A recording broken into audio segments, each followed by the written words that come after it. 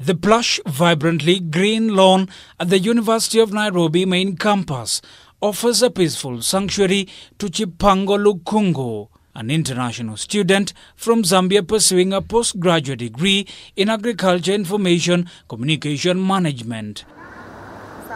Her life in the country's capital, Nairobi, however, changed on March the 13th, 2020, after Kenya announced its first positive coronavirus case.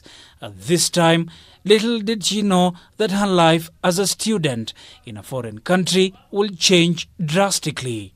I was already at the point where I was preparing for my trip to go back home, because after you submit your thesis, there's a period of like 2 months or so where you then can go home and then come back later. Then there's an announcement that there's a lockdown and no one goes out. So it just throws you in this disarray where you are thinking, oh my goodness, is this really that serious? Earlier on, however, the mother of two had been faced with a Herculean task. Her daughter was at the time at the epicenter of the pandemic, as she too was a student in China. The first objective was to get her home to safety. I get so disturbed, I have to now discard my studies for a bit and start the plans of evacuating my daughter from China, because we are now all in this panic. We are thinking, oh, what happens to my daughter if she catches the virus? So we arranged for her ticket, and that's how she was able to go back home to Zambia. Chipango, however, was forced to come to terms with the new reality, adapting to life in Kenya, albeit under cessation of movement order and even nightly curfews. This was not easy. Going to get food in a supermarket, you are so afraid, because at the back of my mind you are thinking, I'm just a student here and I'm a foreigner here, and suppose something happens to me, how do I handle that? Issues of health insurance comes in. The financial implication is you had these resources which you had tabulated and budgeted for, thinking you are only here for this particular period, and then some circumstance out of your control comes into play. As the weeks went by, she adjusted and became accustomed to the new way of life, her sanity often tested. She kept her fellow international students close, communicating almost on a daily basis and using social media platforms to help one another. Weeks later, she received a call from her daughter that her father, who was in New York in the United States, had contracted the deadly virus. We get a call from my daughter telling us, Mom, have you heard? And I'm like, heard what? Dad has got coronavirus.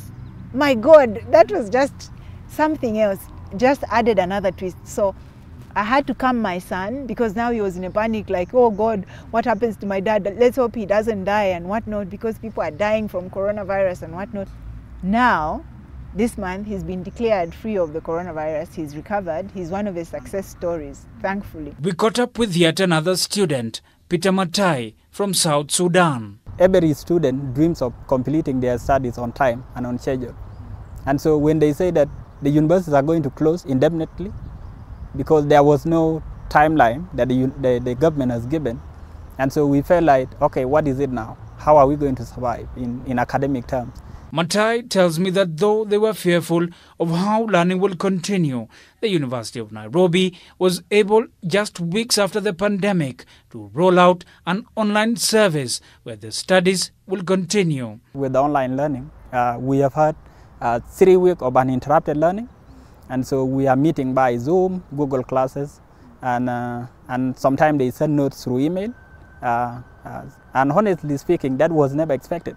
They are in communication with their deans and heads of departments on when the classes are supposed to be held, and then we also monitor. For some international students, however, challenges continued to impact their lives in the country, as Peter Barach, the president of the International Students Association, explains. Hotels are closed, there is curfew, so you have to go to your friend's house, get supper and get lunch. They feared, but we have allayed their fears. So we continue giving them even moral support is important, psychological support, so that they continue enduring the stress of COVID-19. More than a month later, some have tried to acquire special passes to travel back home.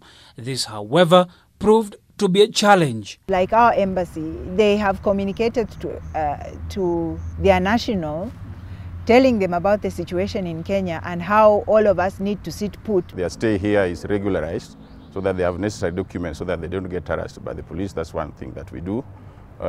We also ensure that they are in a central place within the university premises. It has brought an aspect of reconciliation and unity to be able to recognize one another as human beings and that we all need each other. Communication with their loved ones is, however, helping them cope with the challenging times. Yeah, praying for you.